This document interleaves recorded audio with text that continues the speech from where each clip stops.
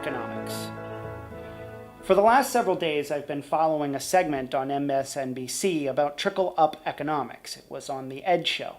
And it's a comparison or kind of a continued review of Trickle Down Economics, a concept originally introduced by the Ronald Reagan campaign in 1980, where they explained that reducing the tax burden on the upper class or the wealthy would improve the amount of money that they had available and make it easier for them to create new businesses, new jobs, and increase wages.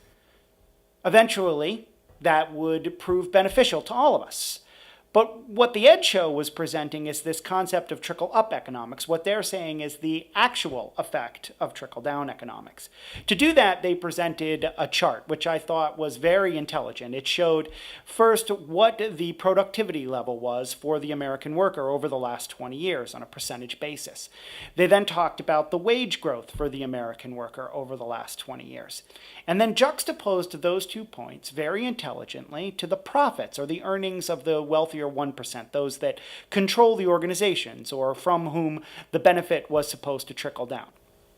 It seems like the first half of the argument represents the contribution being made, where the workers' productivity nearly doubled, or in fact actually a little bit more than doubled over the last 20 years. This is great news. This means that we're keeping up, we are improving, we're significantly delivering more and more as an American worker over the last 2 decades.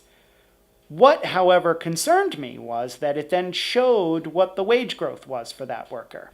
And from the wage growth, we would determine that there really was no profitability increase felt as a result of that increase in productivity. At some points, it showed maybe 1 or 2% growth, but for the most part, the American workers' wages were stagnated over the last 20 years. When you juxtaposed those 2 values, though, to the wealthiest 1%, what we saw is that actually the profits did increase. They more than doubled. But that the individuals who were in control of those funds kept it all. The worker had that 1 or 2% periodic growth.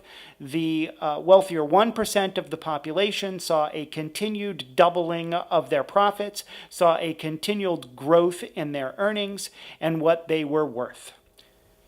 I'm not saying that this is a bad thing. I think it's good that companies make profit. I think it's wealthy people making money that do generate new jobs. I agree with a lot of that.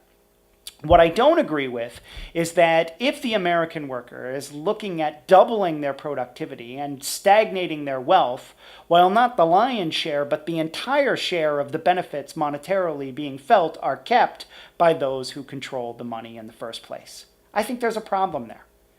I've had a debate over the last couple of weeks with a friend of mine about labor unions and whether or not they are still important. I believe this issue really focuses in on why they're still important. Is it up to the government to legislate this issue? No, it's not their role.